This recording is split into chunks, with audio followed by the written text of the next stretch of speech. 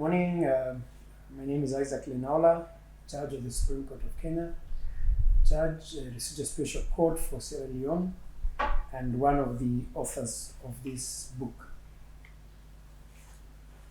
Good morning, good evening, good afternoon from wherever you are. My name is Arnold Ginga, one of the co-authors of this book.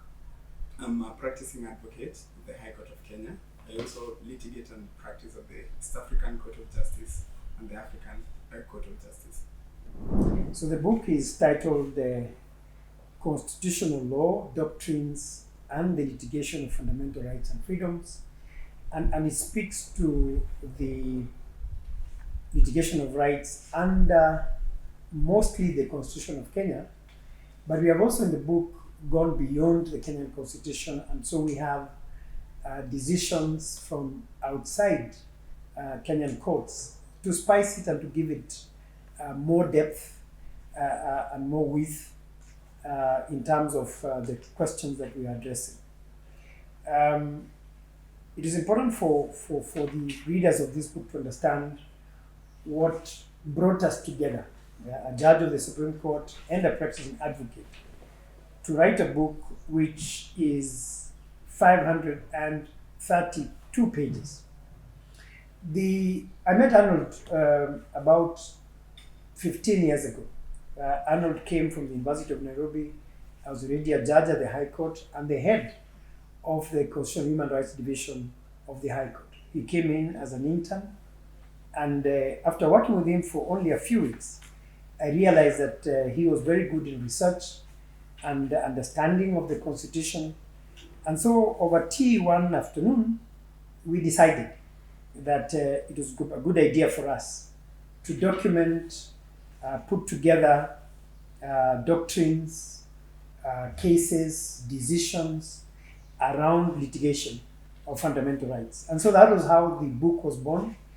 And 9 years later, we are very happy that finally the book has gone to print and we are about to launch it.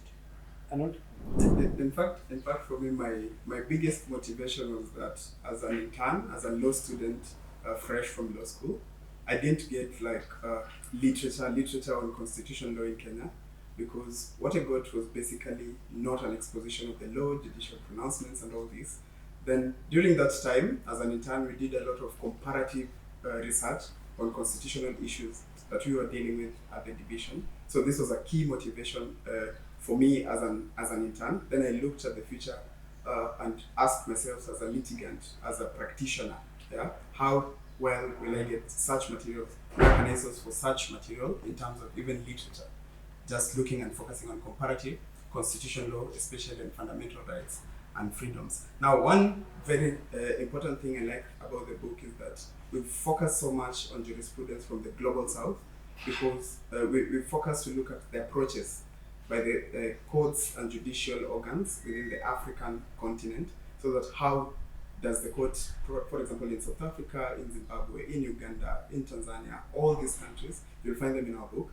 So I really enjoyed that bit because there is a lot of cross-pollination, and I like the way Professor Gizu puts it in his forward, the way African countries may be drinking from the same fountain, but they borrow and interpret it differently. Again, of course, fundamental rights are universal, so that it's interesting to see how, for example, the court in Zimbabwe interprets a particular fundamental right, then compare it with Kenya and all these other fields.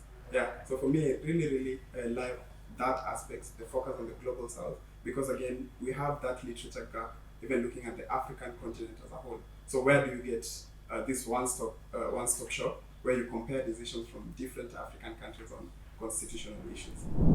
Thank you. What are the contents of the book?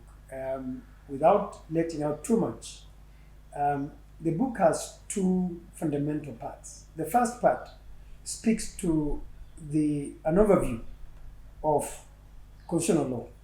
So we are speaking about doctrines, including the more recently discussed basic structure doctrine, doctrine of eternity clauses, doctrine of exhaustion, doctrine of necessity, pleadings, the question of res judicata in constitutional law, the question of amicus curiae and interested parties. And then on the second part, we have narrowed down to specific questions under the Bill of Rights. And so we have 14 chapters which speak to a lot of the issues that are litigated in courts, mostly here. So we have, for example, topical questions that we address. Recently, the Supreme Court settled the question around registration of an association for the LGBTQI community. We have discussed that issue here. We have also discussed at length the right to privacy. We have discussed the right to assembly and to associate. We have discussed family. We have discussed children, people with disability.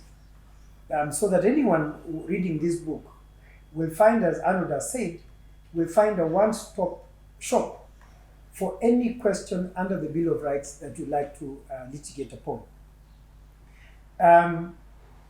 The second bit, which I think is important about this book, because of my position as a judge of the Supreme Court, and Professor Gideon Wigai touched on it in his foreword, we have attempted not to walk into any questions of controversy and make our own interpretations outside what the courts have settled, so that the risk of myself as a judge walking into the trap of people saying you have already preempted your mind of a matter in court cannot be found in this book. And I think that's a good point, so that people can read what judges have said, what professors have said, what academics have said, and then they get to know what is useful to them in this book. Yeah, in fact, for me, one of my favorite bits of the book is the introductory part of the book, where we begin by looking at the foundation of the Constitution and how the courts have simply, first of all, defined a constitution, how they are provided for principles of interpretation, so that, again, the questions of how do you amend a constitution, to what extent can you amend, so that the theories of and doctrines of unamendability, the basic structure doctrine, eternal clauses, so that we have all this in our book, so that we've also provided the jurisprudence from other countries, so that how have the courts approached the issue of unamendability, eternal clauses, and all this. Yeah. Then secondly, again, another unique aspect of the book, we focused on key areas that we rarely get a lot of jurisprudence or literature on, with specific focus on judicial pronouncements. And this, for example, you see when we highlight on issues of sexual identities and gender minorities, so that how have the courts interpreted fundamental rights in regard to this particular kind of population. Then secondly, we've also highlighted the aspect of the intersection of technology and the law, and the implication on human rights and fundamental freedoms. So that, again, an interesting question is, how do we address the question of access to the internet? Is it a fundamental right? Is it a right, a standalone right? Yeah. So you get to get that answer in our book. Then there is also this aspect of criminalization of conduct, and then infectious diseases, etc. For example, TB. How do you treat TB patients who have defaulted on treatment? Yeah. And then the laws, the way the laws have addressed their issues, and then what is the human rights implications on that, and constitutional issues. Also, we have the issues of on constitutionality of the death sentence, the death penalty, then issues to do with mandatory sentences within the criminal law, and the intersection with human rights. In fact, for going back to the introductory part, among the doctrines, again, which we rarely talk about, is the issue of, for example, constitutional silence. Yeah. So how have the courts interpreted this particular doctrine? Then again, as we mentioned, the theories on unamendability and basic structure doctrine, among others. So most of these are in the book. Yeah. Who's our target audience? Who when we wrote this book, we asked ourselves the question, who are we targeting? This book targets not just legal practitioners, not just judges, not just academics, not students of law and other disciplines.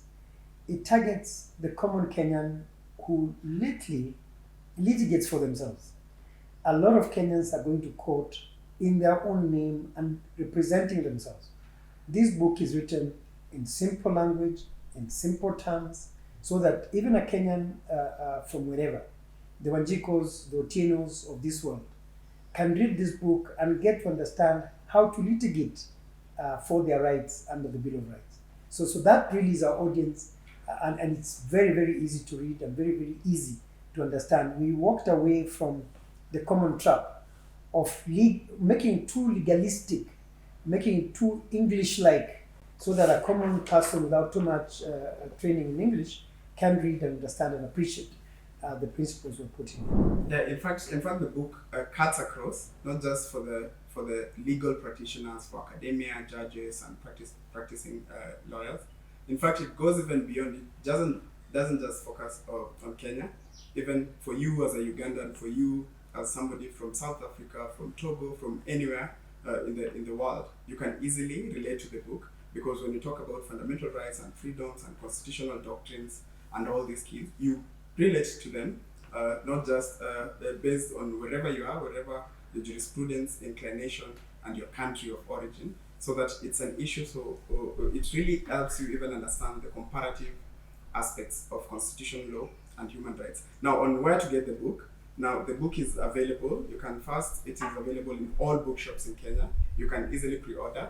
Then secondly, it can also be found in the ebooks. And then you can get this also directly from the Law Africa, our publishers, who have collaborated with Longhorn publishers. Yeah, and you can always pre-order at any time. Yeah, so it's easily and readily available. The book will also be available on Amazon for those that go to Amazon, and you can access it there.